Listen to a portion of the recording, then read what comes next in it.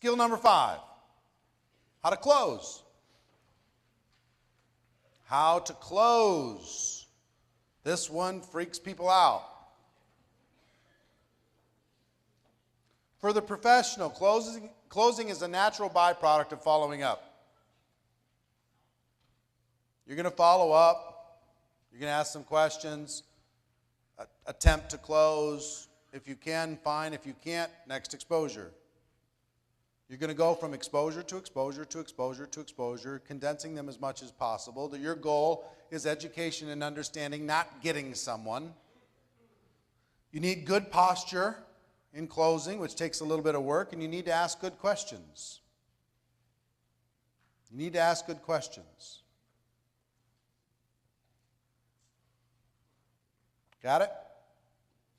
I know I went kind of quick. How the pros approach it.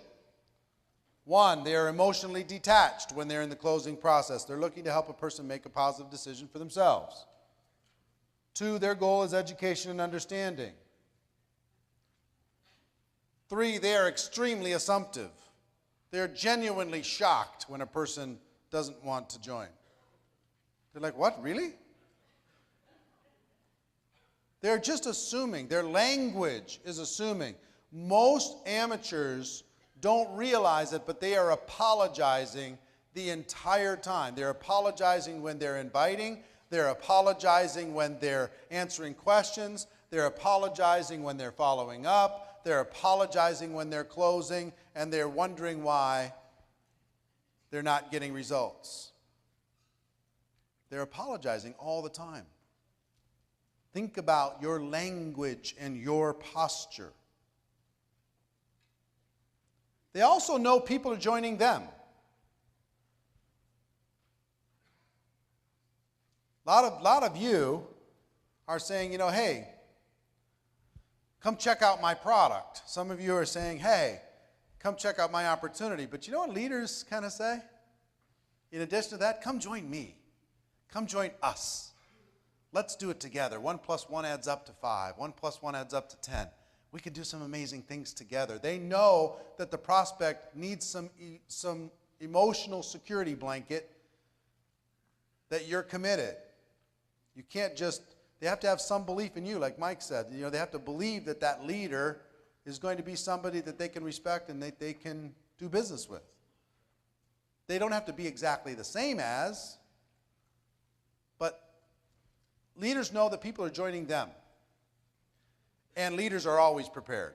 When it comes to closing, you see somebody after a presentation, after a meeting, and they got a prospect who's interested, and they're like, where's my stuff? Do you have one of those brochures? Do you have a CD? Do you have an application? Do you have this? Do you have a product sample? I don't have. Amateurs do that. Professionals don't. They're just ready. They got their packets. They got their products. They are good to go. Always prepared. And they ask great questions. They just ask great questions. So let's talk about those questions. Immediately after any exposure, I'm going to give you a few questions. There's a lot of questions that you can ask and you can go after. I've found that if you can reduce them down to as few as possible that everybody does on the team, it's better for you. Amateurs say, hey, what did you think? I said that for years. I was confused why I wasn't getting good results. Asking what did you think invites the critic. What did you think? Well, it invites the objection.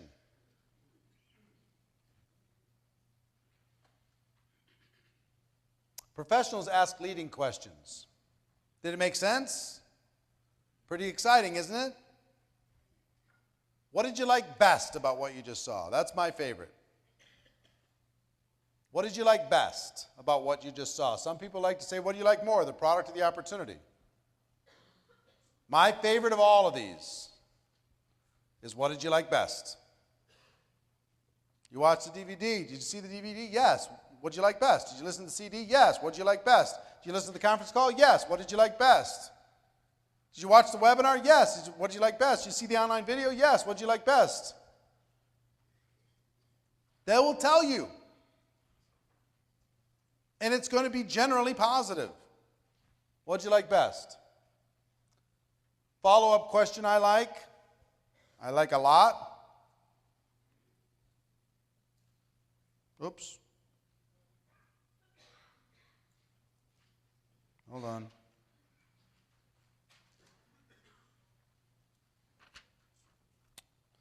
This one's missing. But here's the question. Follow-up question I like, on a scale of 1 to 10, 1 being you don't have any interest in, 10 being you're ready to get going right this second, where are you? Where do you see yourself?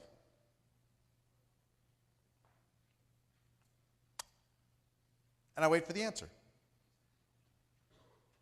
So if I go to Adriana, what'd you like best about what you just saw? Give me an answer. Make something up. Seems like people are making money. So let me ask you a question. Scale of 1 to 10. 1, you have no interest at all in even pursuing this any farther. And 10, you're kind of excited about it. You maybe like to do something with this. Where do you see yourself? Yeah, where are you? 1 to 10. 6. Now, anything over a 1 is good. I'm serious. What does a 2 say? There's a chance, but you have to convince me. There's some work you got to do before I'm ready to pull the trigger here. I've got some serious doubts, but I'm not closing the door. 1 closes the door. So if they say a 2, you just say, well, what can I do to help you get to a 3 or a 4 or a 5? Well, I need to know more about the product. I need to check this thing out. I need to see if it's for real. I got to do this. I got to do that. And then you just set up the next exposure to do that. If they say a 6, 7, 8, and they say it with a little bit of energy, I go right into a 4-question process that I've used for 20 years. This little 4-question close at the end of an exposure will get you more results than you can even believe. And it's learnable. All of you can learn it. Question number 1. Based upon what you've just seen, if you were to get started with this company on a part-time basis, let me ask you this question, Adriana. Based upon what you just saw, you said you're a 6 on a scale of 1 to 10. If you were to get started, just hypothetically, on a part-time basis, about how much would you need to make per month in order to make it worth your time? About $3,000. I don't say, hey, would you like to make $10,000 a month?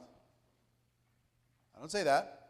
You'll be surprised at how low these numbers are when you ask people. If you were to get started part-time, how much would you need to make in order to make it worth your time? $500 a month, $1,000 a month, $2,000 a month, whatever. Okay? Simple question. Questions in the book, too, so you'll be able to take a look at it any time.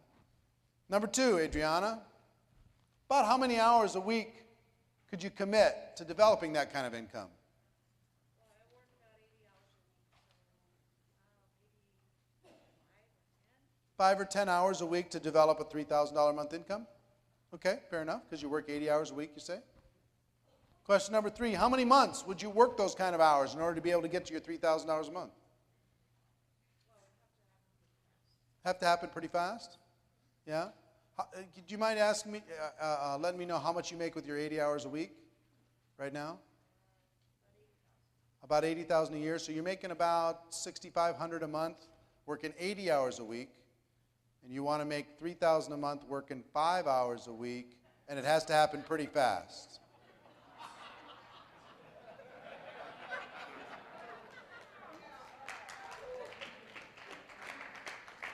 I just want to be real with you.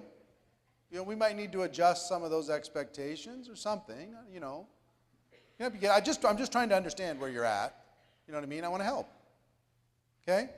So how many months would you be willing to commit, 5 to 10 hours a week, to develop a $3,000 monthly income?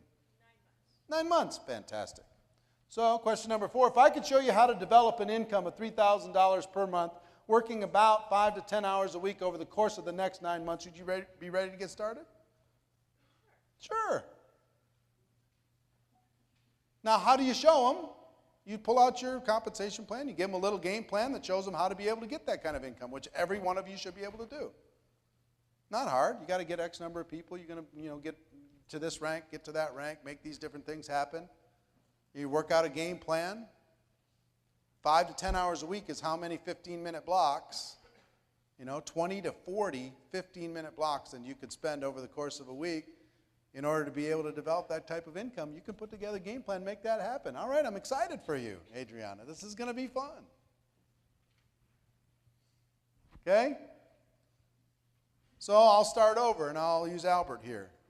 Albert, based upon what you've just seen, if you were to get started with this thing on a part-time basis, about how much would you need to earn per month in order to make it worth your time? At least $500 a month. Fantastic. How many hours a week do you think you could commit to doing that, to developing that kind of income?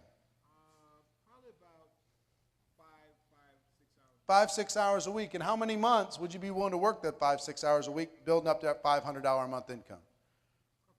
Couple months? All right. So if I could show you how to develop that $500 a month over the next couple months, working 5, 6 hours a week, would you be ready to get started? Yeah, why not? I'm just giving him his answers back to him.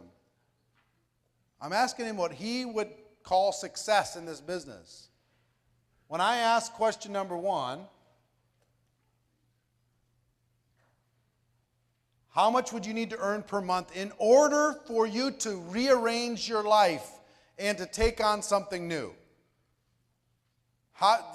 The reason why, in order to make this worth your time, is such an important part of this question is because they got to go, okay, what would be worth my time? The distraction, what I got to do with family, what I got to do with my job, I got to put in some extra stuff. And they come up with a number in their brain that would justify it. And they go, click, click, click. Nope, that's not enough for the distraction. Click, click, click. Nope, that's not enough for the distraction. Click, click, click. Okay, that's the number that would be worth it. $3,000, $5,000, $6,000.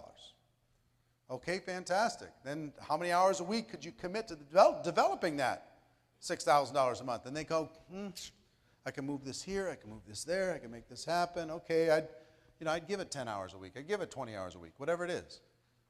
How many months would you be willing to do that? Okay, I got to be reasonable here. I got to give it a little bit of a commitment. I can't expect instant results. I got to, all right, I'll give it a year. Give it a year. If I could show you how to get everything that you want, are you ready to go? Well, yeah, you're showing me how to get what I want. I'm ready to go. Now, they're either going to be ready to go or they're going to go, I got to talk to my spouse. I'm just not sure about the time. I just don't know about the money. It's the holidays. I got to pay for Christmas. I got to figure out how I'm going to do all this stuff. And say, listen, no pressure, no drama. Don't worry about it. What can I do to help you become a little bit more comfortable? And just move them to the next exposure. And after that next exposure, help them ask the questions again. Maybe the answers adjust a little bit. Then move them to the next exposure, ask them the questions again. Your job is to ask the questions and help them come up with a decision that they want, not one that you want. You want to make $50,000 a month? You want to make $20,000 a month? You want to change your life? You want to walk away from your job? Well, maybe they don't. You don't know. These 4 questions will liberate you and will liberate them. Okay? If their expectations are unrealistic, you got to just say they're unrealistic. You got to either change your income goal, your hours goal, or your month's goal, but I can't show you how to get to $10,000 a month working 1 hour a week over the course of the next 3 weeks. I can't do it. You can have your 10,000, but it might be more hours or more months to get there. Again, what would a consultant say if somebody was unrealistic? You're unrealistic. I can help you. I'm not saying that your vision isn't possible, but we have to adjust some things to be able to get there. So it's 4 things. How much money, how many hours, how many months, if I would you. Okay? All right. Here's what I want you to do. Make a quick note in your, quick little outline in your notes. Question number 1, or just point number 1, what did you like best? Number 2, 1 to 10. and then these 4 things. What did you like best? 1 to 10, and then these 4 things. 1, 2, 3, 4. Okay. I need you to do something for me. Everybody, I need you to swear a solemn oath.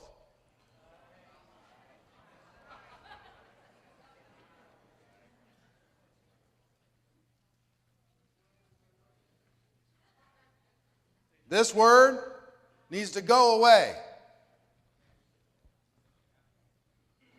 I don't want you talking about the industry of network marketing anymore. Let it go. Erase that word. And I'm going to tell you why. If you replace that word with profession,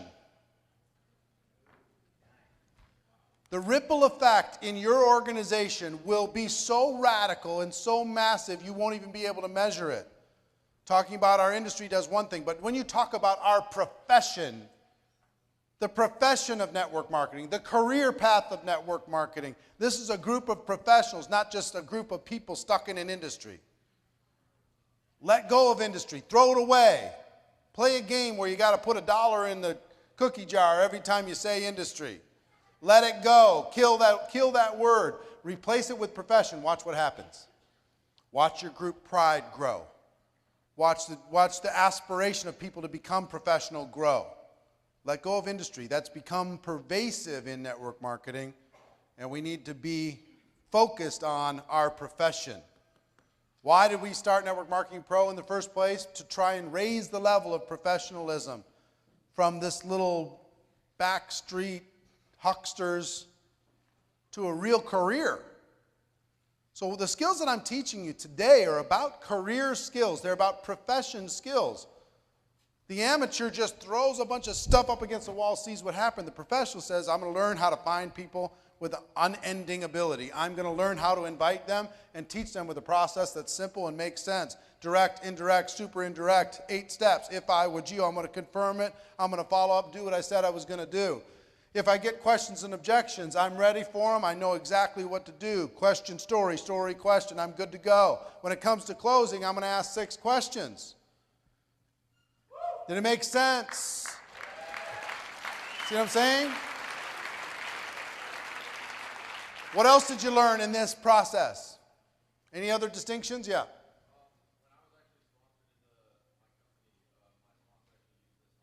Your sponsor used this on you when you started with your company? Gave you ownership. Made you feel like you're in control. Sure.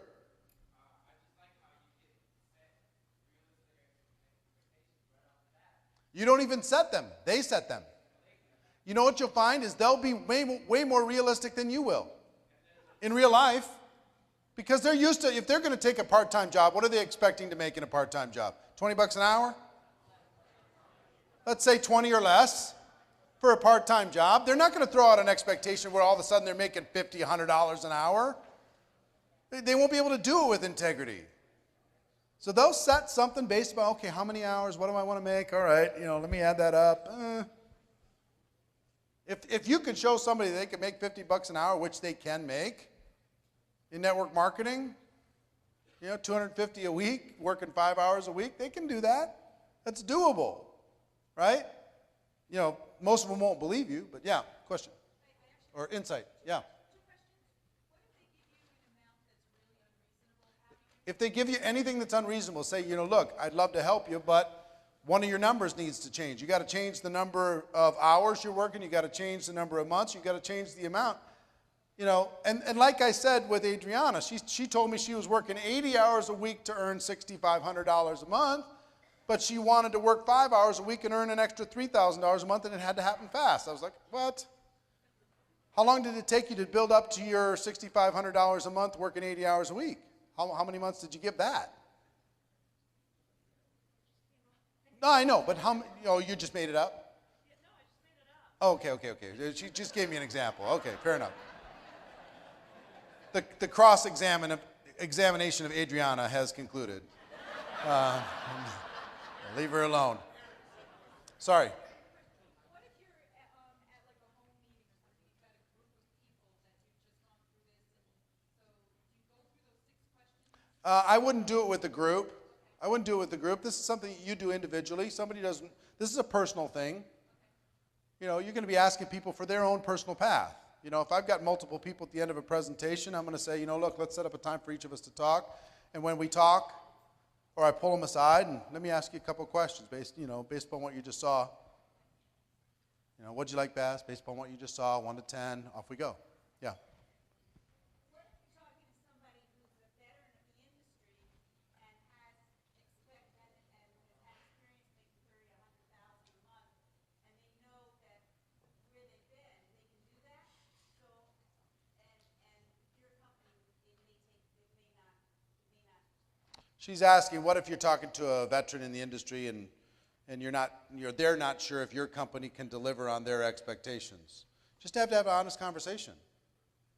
There's two kinds of companies in network marketing, or many kinds, but there's the two extremes. One company, you can make a lot of money up front and the residual is very low and it takes forever to develop. Other companies, there's a lot of residual from day one and it takes longer to be able to develop your income. And there's everything in between. There's no right, there's no wrong, but you just got to ask a person what they want based upon their experience, et cetera, et cetera. Everybody pays the same amount. It's just different kinds of compensation structures based upon different immediate gratification, delayed gratification, more residual, long-term passive, or less passive and get more money up front. Who knows what's right, what's wrong? Everybody makes their own decision. Okay? So just have the conversation. All right, one more. After the 4 questions closed, when they were not ready to go, Yep. I felt extremely comfortable rolling right back into it if I was you at the next 2. Yeah, exactly. You felt very comfortable if they weren't ready to go, just moving them if I would you to the next exposure. Do you see how these little hooks, you have a little if I would you that you can fall back on no matter what. You've got a little question or story that you can fall back on no matter what. You see what I mean? Just some structure, some little structure. Now, we just did one exercise on this. How many people feel significantly more confident after one exercise? What if you practiced that and taught that in your trainings, and you spent 10 minutes teaching people how to help the person make a positive decision at the end of an exposure? 10 minutes. Would that impact your organization? Could you create a video on that, put it on YouTube, have people watch it? On each one of these skills? Could you, when this book comes out, make sure people get the book and they study that one chapter that's probably 10 pages long? That covers all of the psychology of how that thing works? Sure. A few bucks.